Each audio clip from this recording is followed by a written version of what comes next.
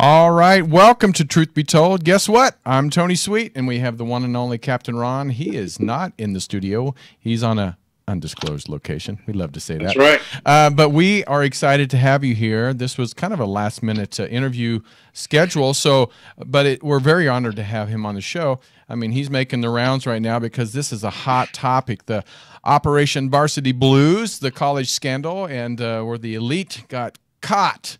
And so we are going to be talking about how that can be prevented and what does he think is going to happen next, not just for the people that got caught, but just how people can avoid this.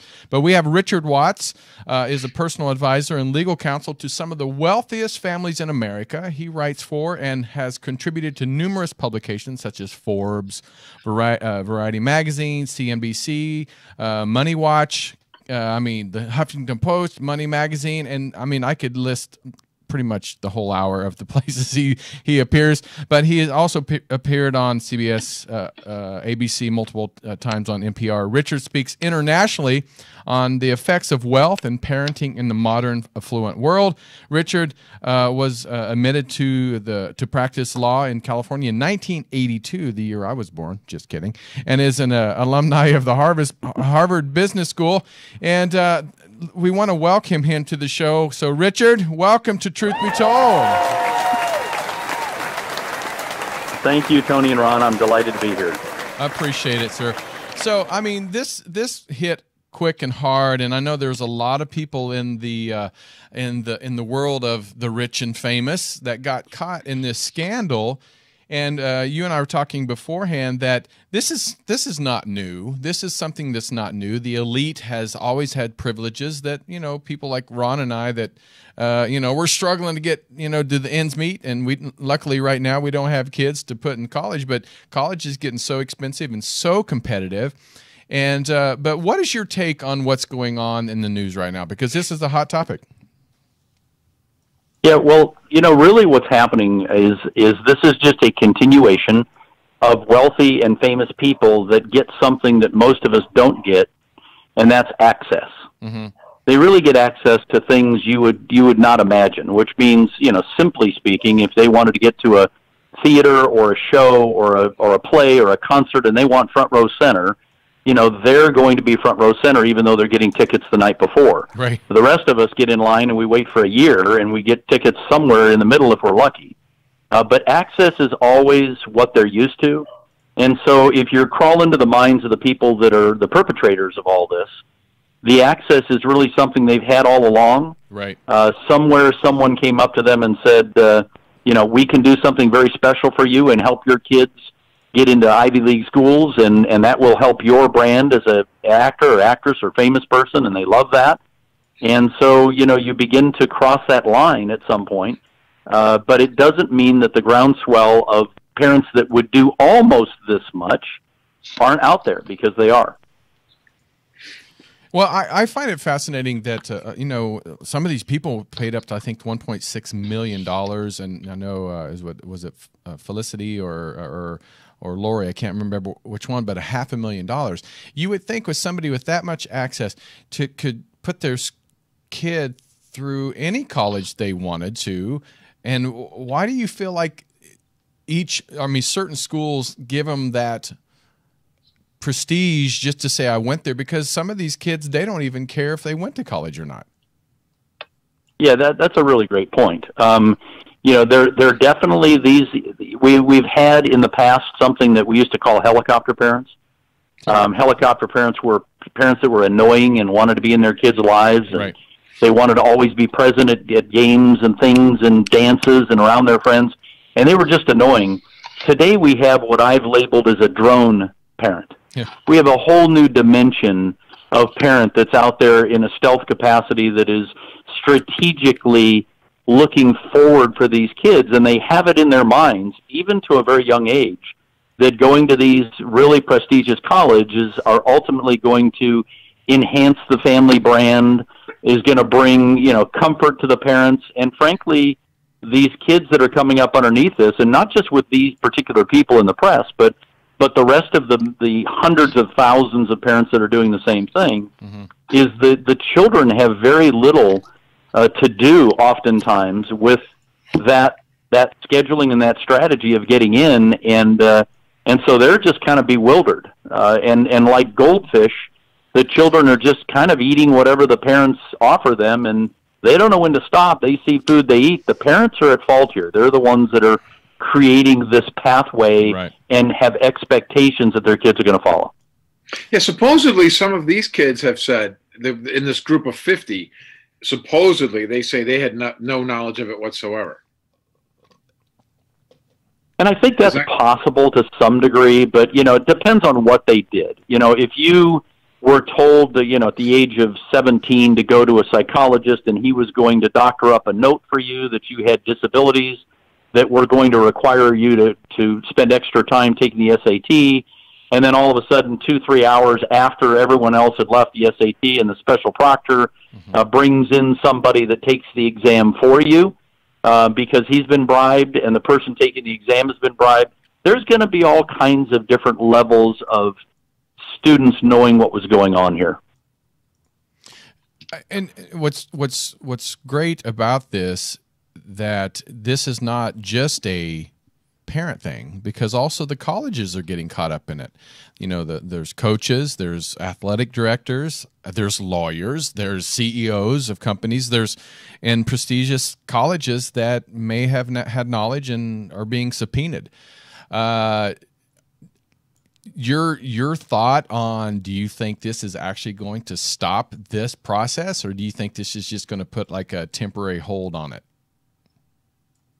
Oh, that's hard to say. As you know, every time, something like this happens, the colleges go in and clean house, and right, and they look around and they implement an entire different set of ordinances and rules and regulations to try to stop this. But, this really is an example to show where you can move to the weakness of individuals, even a big institution. I mean, it really is not hard for someone that has a criminal mentality to find his way into weak spots of a university now and in the future. Right. And if this one gets closed down and coaches now have a bunch of details and paperwork they've got to fill out, they'll find some other place, another way to go to get here. But I think one of the interesting things is this is really crazy, but I've got 3 sons, and of the universities, and they've been out for a long time. They're in their late 30s. But of the universities named, I have had a son in USC, I have had a son in Yale, and I've had a son in University of San Diego, all of which are named. And when I went to them and I talked to them and I said, I just want to know from your standpoint, from just a research standpoint to my own kids, what do you think about that? Middle son Todd, you went to Yale. What do you think about that guy that's getting in? And he said, Dad, I don't care. And I said, well, why is it you don't care? I mean, isn't he taking the place of someone else? He says, let me tell you something. When you go to these schools and you find a couple of people that can't keep up, these are really bright schools. The kids that go here, they motor hard. They go fast and furious, and they're really able to handle a lot of intellectual capacity. And he said, these people stand out like sore thumbs, and they're very identifiable. They can't keep up with the classwork. They can't keep up in class discussion.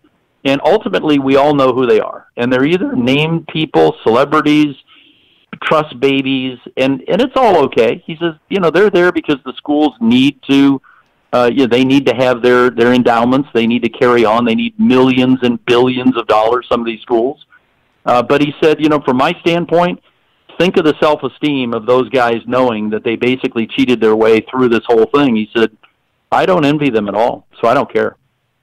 But interesting. But do you really think the people, I'm just throwing it out there, the people that these kids that get put in this position, do you really think that they care or feel bad about it? Because even I'm hearing some of the children that when they got caught, they felt bad, but that one, I can't remember if it was Lori saying that I really don't care about going to college. I just wanted to go party and I wanted to experience it. Do you think they really care if they had let's say the college had, a quota of kicking or not giving a scholarship to another student that really deserved it, that didn't have enough money to get in there, that really wanted to make something of their life? Do you really think those kids sometimes care about those other kids that didn't make it? Yeah, I would answer you that now you're talking about clearly the child of entitlement, which Right. is what I write about in Entitlemania. You know, that is really a child that believe it or not, people want to look at those children and say, shame on you. You should understand and you should care. But the truth of the matter is the parents have insulated them from the get-go. Mm-hmm. And so this is just another privilege. This is just another thing that makes them a little better than everybody else.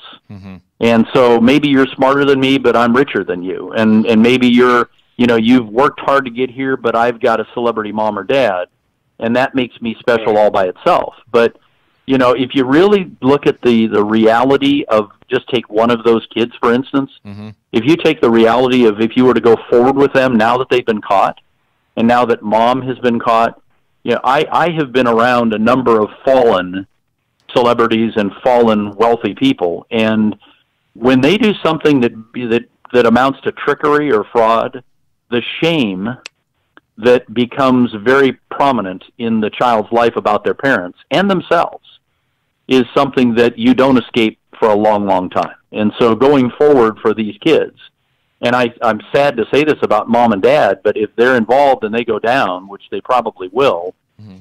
They will be known for a long, long time wherever they go, whether they get kicked out of the college or not. They become victims of this whole thing themselves, albeit everyone on the outside will say, let's get a stake and start a bonfire and let's burn them up. Because people are angry about this stuff, and frankly, everyone in complicity deserves what they get. But I'm just telling you, the reality is that there's going to be no free lunch for these kids going forward. They're going to live a life that's going to be in the limelight with a very negative bent to it. Hey, Richard, I have a question. I have heard that these people that got in the side door were paying, between $100,000 and $500,000 to do this, but that oftentimes the super wealthy will pay, $10 million to build a building or whatever. Right. And then oftentimes their kids just get accepted in. That there's another, and that's considered legal. I heard that on the news that is actually considered legal. So how does it make it legal and one not? Well, that's a great question. And I think that's the part that we need to just recognize as being true. What you say is true. If you're a big donor of a school, and I probably know at the top of a number of schools, probably 15 different schools, and I know those people, I know the deans of some of these schools, it's very well known that if you've got the right last name and you're a donor and your name's on a building, that, you pretty much have got a preference getting in, and they don't make a whole lot of bones about it. The number is much higher than you're thinking. If you're talking getting into Yale or Harvard Business School, the buildings there are $100 million, and you're not able to get your name on it because they've got so many people lined up at that level that it takes something like 70 or 80 years before your name will go up on the next building that's available. So there's a lot of endowment there. I think approaching $30 billion between the business school and the undergrad. And it's very true. Those people are there, and I have to say, and this probably isn't a popular thought, but these schools at top ranks need to stay in business too, and part of their outlet is fundraising, and that's one of the things that they have implemented. And I think on a private basis, they're going to be allowed to do that for a long, long time. Mm-hmm. What I'm curious about is when you get someone like UCLA that's not private, that's a state school, I think that regulators may start to move in there and say, you can't do it. But then you're going to have to switch over to athletes. I mean, there's a lot of people that are entering these schools, top schools, that are athletes, and why do they deserve, with a GPA of 2.0, because they have a skill in athletics, to come in and play ball? But that playing ball is part of the legacy of raising money and the esprit de corps of the school, and that's all part of the nuts and bolts of these giant machines that make them go forward. Mm-hmm. Yeah, one thing that really stood out to me about this whole situation is the people that they actually highlighted and amplified was the two actresses, Felicity and Lori. Right. Everybody else, they said, "Oh, and a lawyer. Oh, and they never really called them out too much." And I think it's because they are in the spotlight so much, and they are, Oscar nominated, and somebody that's working, and so now, now they they have lost their careers for a while anyway. You know, everybody in Hollywood, as you know, they love a good comeback. But as a lawyer yourself and an author and being in this kind of realm for the last, what you said, 30-some years, over the years, have you've seen it, and you've probably even worked around it, but how many times that have you said to your own clients or people that you know, going, maybe you should not go down this road? I mean, you've had to been around it, have you not? Well, you know, it depends on what road you're talking about. You know, most of my clients, I wouldn't be around, and some of my clients I've had 30 years, these families. Right. So, you know, I wouldn't be around people that were doing anything illegal. Right. I certainly know from an access standpoint, you know, there are times when people go down roads of, I think probably my heart is more about the kids. So the road that I'm most adamant about for my clientele is you know, what do you plan to do with $500 million when you die? And if their answer is, you know, as long as my kids are 30, I'm going to give them each $250 million, I'm going to tell them that the probability is they're basically sending a train off a track, you know, at a bridge, and there's going to be a giant train wreck Right. in their family's future. And if by chance their kids make it through, they'll for sure derail the grandkids. And so, you know, those are more practical things that I get involved in. But you know, there's definitely, I've seen many cases where you can get to people. I was very aware of somebody that was trying to get a land development deal through, and they weren't my client, but I became aware of it through a joint lawyer, where they came up to the city council meeting, and I knew they were going to get turned down, and all of a sudden they got approved for the number of lots they wanted. And I walked over to the guy and I said, that was impossible that you do that. How did you do that? He said, well, you see the lead engineer that gives a recommendation on how to do this? He said, sure. He said, well, we put a new roof on his house while he was in Europe. And I said, did he know you were doing that? He says, absolutely not. I just knew he needed a new roof and we put it on. I said, well, that's criminal. I mean, what the heck? And he said, you know, as a matter of fact, we just told him about an hour ago that we put the roof on his house, and I hope he's enjoying it leak-free. And that guy got so scared, making, you know, probably $70,000 a year, Right. that he turned and approved, and now you've got something happening. That's how simply things like this can be done in modern day business. How prevalent do you think this is? Oh, you know, I think that I think you're going to see a lot more disclosures of people that are involved in this particular deal, just like I think now you've heard from Phil Mickelson. There's an issue. I know there's an issue with Joe Montana, Right. That have come out and talked about these issues in the last day or two. I think there will be a lot more in that regard. But I think the bigger issue for me, and I think that question came from Ron, right? Yes. Yep. Yeah, the bigger issue, Ron, for me in this is really not, you know, how many more people are going to be involved in going to jail or being punished for, you know, crossing the line. My bigger question is exactly how involved should all of these and we parents be in pushing the collegiate careers of our kids? And at what point do we begin to turn over to them, like happened in my generation, where my family, they never saw one of my college applications. They did not know the day I took the SAT. They did not go to the college with me and preview. Not that that's a bad thing, but, you know, I think that we're coming to a place where you're watching huge machines bordering right up to the edge of this, you know, illegality. They just haven't crossed the line yet, of doing everything they possibly can to get their kids lined up, starting at the age of about 3 or 4, where they start to find out that lacrosse is a great sport that gives entry into Ivy League, and so we're going to start tutoring and coaching our kid to lacrosse. And they start this process where they take away the participation of their kids early on, and they just administrate all the way through until the kids are forced into these schools. And what I have said to a number of people, that, you know, we're always concerned about what the gateway is now to use of alcoholism in young kids, Right. Drug use, and the suicide rate that's going up. Well, when you take away the struggle of your children and you're constantly avoiding failure for them, you're taking away their ability to begin to understand where in their life they need to be strong and where they need to learn to recover. And by the time you get them to 18 and you shove them off to this college that you pre-planned for them, they are pretty bewildered. And if they make it through school and they graduate, they get out and they truly have not had any participation in their own life that gives them a sense of what they're passionate about.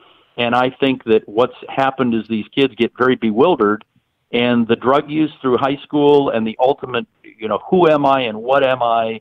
When you're hardworking, you've crashed a few times and you've failed, you begin to realize that, this thing may have me down, this new thing may have me down right now, but it's not going to take me out. It may take me down, but it's not going to take me out. And if you don't encounter that until you're 22 or 23 years old, I think you can get very depressed, and I think you can get very, very incapable of recovering. I don't think these wealthy folks are thinking about any of this stuff at all, though. They just want to get their kid in and make it easy for them. Don't you?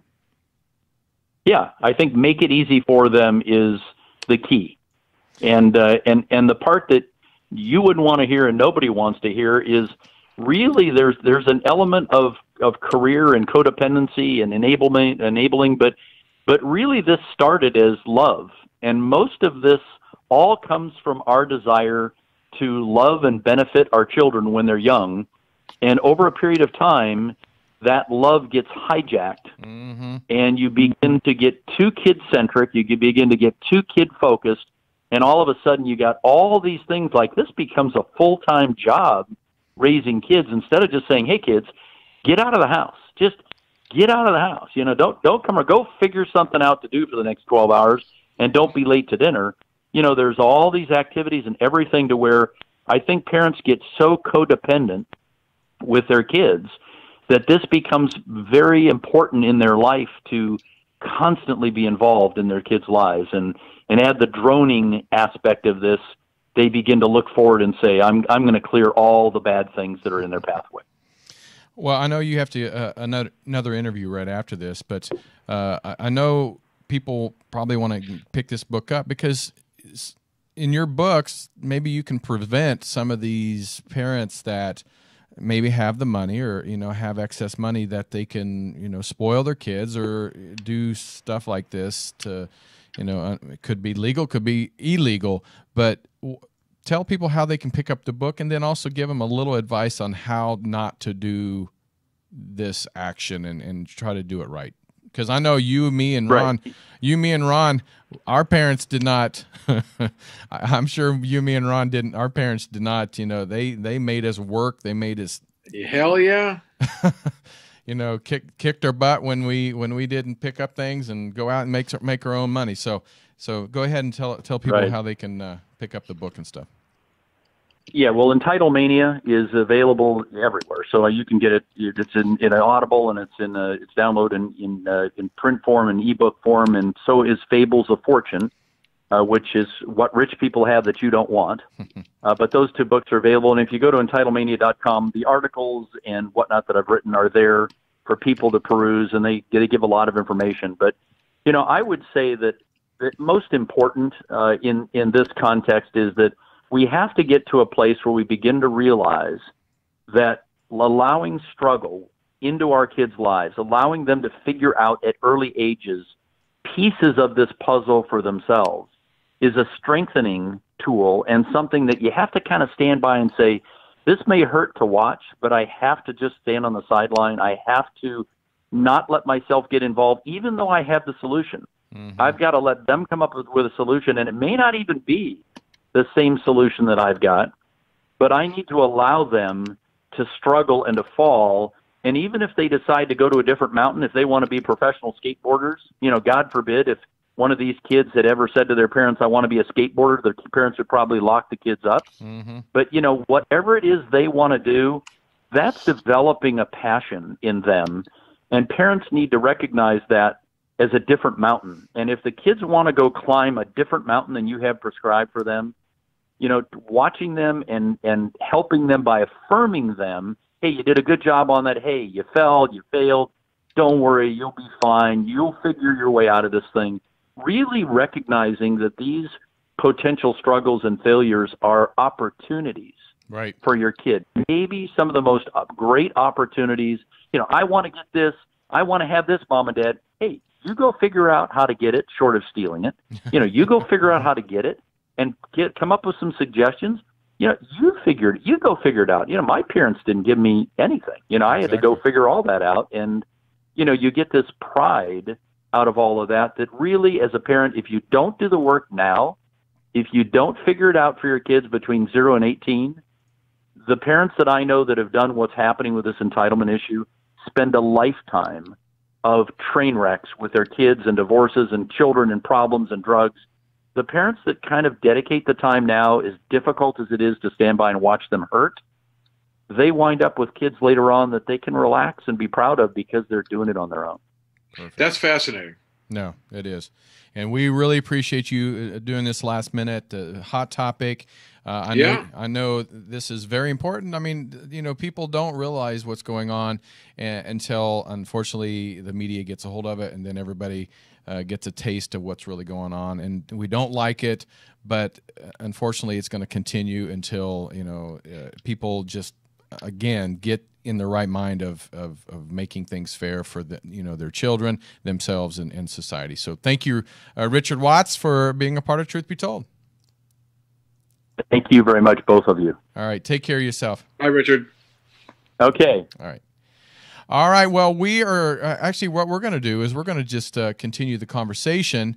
And I want to ask you, Ron. I mean, you and I grew up in the Midwest. My parents. Go ahead and say it. Okay. Granola, Kansas. I'm a Kansas boy. Kansas. Right. I'm from Kansas. But when I hear stuff like this, and I know there's hardworking people that we can barely afford to, pay the rent. We can barely afford to, put ourselves, through school, especially our children. And when we hear people paying $500,000, $1.6 million to allow these children that have no experience, that have no grades, that have no, background in any sports. They've never even played sports, and they're getting on these sports teams, swim team, for a full scholarship. And there's kids out there that have the grades, that have the talent. It frustrates me, and I know that everybody in our chat room, I'm sure, are listening to this, and because somebody said, and I totally agree with her, says we do care. Just because your kids doesn't care doesn't mean other people with character don't. So tell me your thoughts. Well, my thoughts are, number one, what about that last kid cut? The last kid that didn't get in. Because one of these assholes got in by lying that they're on the crew team. Right. That sucks, man. Yeah. No. This whole story made me sick. Well, it makes me sick because these are just 50 people that we know of. And they even said it's going to grow. It was up to 24 million people, or $24 million that we know of so far. And I'm sure there's tons of it going on that didn't get caught, And I know Gavin Newsom, the governor of California, he did come out and say that, he said, we need to address this. And I'm quoting, I'm not sure that this is exactly what he said, about the people that do donate to these buildings. And then they said, you can't expect a call saying, hey, I just gave you $100 million. Let my kids, my nephew, my nieces, my nanny, whatever, into your school, and they're going to go, okay. Should that be legal? And just because you donate, does that mean you should, No, because that's literally buying your way in. Yeah. So the one thing he said, it was, in my day life, I work for ultra rich individuals and billionaires. That's what I have been doing in my day life, outside of Truth Be Told. And the truth is, my firsthand experience is all that stuff he was saying is very noble, and it's right to make your kids work, and it's right to give them these life lessons. That's all fantastic, and he's correct. These people don't give a shit about that at all. No. They want their kid to say, my kid's at Yale. Yeah. I think 50% of it's because he wants his kid to go to the Yale. The other 50% he wants to say, my kid's at Yale. My kid's at Harvard. They want to buy their way in. And they have that sense of, I have money, so I don't have to play by the rules. And here's another way that they're doing it. Yeah. And I was a personal trainer for many years, and don't look it now. But back in the day, I worked with a lot of very wealthy people. I trained them, and a lot of people, they didn't even care. All they wanted to say is, I have a personal trainer. They didn't want to work out. They have to right. That's half of it. Yep. You know, they really didn't care about working out. They would come in and talk. Don't worry, we can get in early. Right, full makeup, the whole thing at the gym, right? And so, and I think, you know, when we're talking about the 1%, this is why people are so frustrated with, and I'm going to get into I'm not going to get deeply into politics, but when they say the 1%, this is why people get so frustrated, because we see our incomes decline. We see our lifestyle decline, and we see the elite, the rich, the 1% continue to grow, and then buy them and get another break. This is why people get so frustrated. And so people that have money, it's easy to say, like you said, it was notable to say, oh yeah, try to teach your kids to. They're not going to. Unless, I mean, they're not going to. I've heard this saying one time before. Money only enhances who you are before. Yeah, I mean, and these people, money is nothing. They have no sense of what money is. Even they steamroll their way through life. You know. So anyway, this was a hot topic. We wanted to bring this to you, and we hope you enjoyed it. We have so much more coming up. We have Contact in the Desert galore of interviews. Oh yeah. So always just make sure you check out our website, our YouTube channel, subscribe, leave comments. Tell us who you want to, even a topic. There's topics that we want to, bring to you that's breaking. That sometimes I know when you say, how does this do with Truth Be Told? Truth be told, we are bringing truth and trying to bring you the back end of what's going on, and then it gives you, hopefully it inspires you to go out and find your own truth. So, well, Ron, thank you so much. I'm glad you got to call in from the other side of the country. Yes, sir. All right. Worked out great, brothers. Thank you. All right. Truth be told, I'm Tony Sweet, Captain Ron. Until next time, bye.